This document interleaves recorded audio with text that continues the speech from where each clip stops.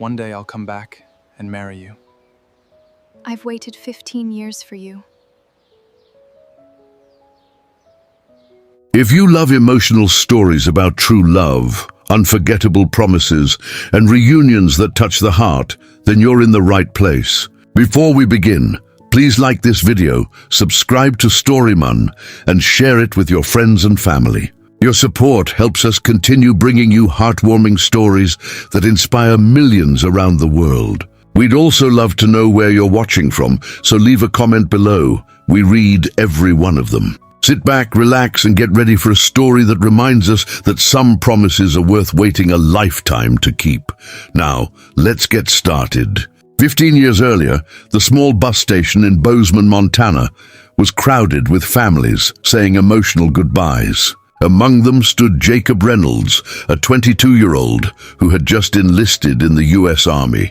A single duffel bag rested at his feet as he prepared to leave everything familiar behind. Standing across from him was Claire Bennett, his childhood best friend. They had grown up together, walked to school together, and dreamed about the future on the same old wooden swing overlooking the mountains. Neither of them wanted to say goodbye. Jacob reached into his pocket and pulled out a simple silver bracelet. "It isn't expensive," he said with a nervous smile, fastening it around Claire's wrist, "but I want you to keep it until I come home." Claire looked at the bracelet, then back at him, fighting to hold back tears. "What if life changes?" she whispered. Jacob gently held both of her hands. "Then I'll find my way back." He took a deep breath before saying the words that had lived in his heart for years. "One day I'll come back and I'll marry you." A tear rolled down Claire's cheek as she smiled. "I'll be waiting." The bus pulled away moments later. At first, Jacob wrote every week. His letters were filled with stories of military life, funny memories, and promises about the future they would build together. Then he was deployed overseas. The letters became fewer. Months turned into years. Eventually, they stopped completely.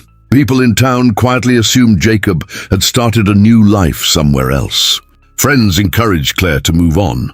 Her parents begged her not to waste her future waiting for someone who might never return. She tried to smile and convince everyone she was fine. But every morning, before opening her family's little bookstore, she would touch the faded silver bracelet still resting on her wrist.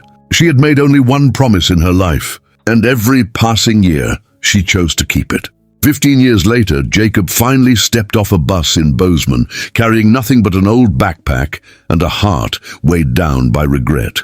The town looked different, yet every street reminded him of the life he had left behind. After being injured during his final deployment, he had spent years in military hospitals and rehabilitation centers. Some of the letters he wrote were never delivered. Others were returned after changing military addresses.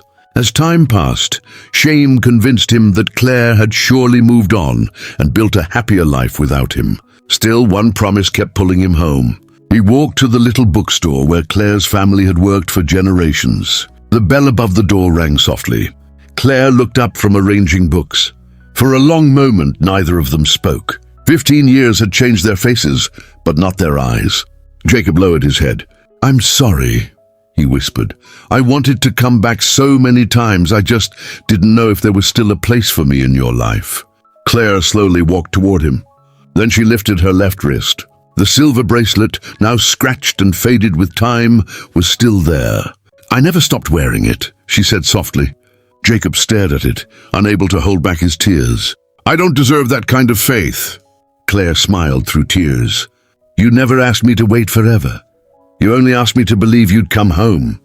She gently took his trembling hand, "And I never stopped believing." Jacob looked at her with eyes full of regret. "I've missed 15 birthdays, 15 Christmases, 15 chances to make you smile." Claire squeezed his hand. "But you didn't miss today." Then she whispered the words that had quietly lived in her heart for nearly half her life. "I've waited 15 years for you."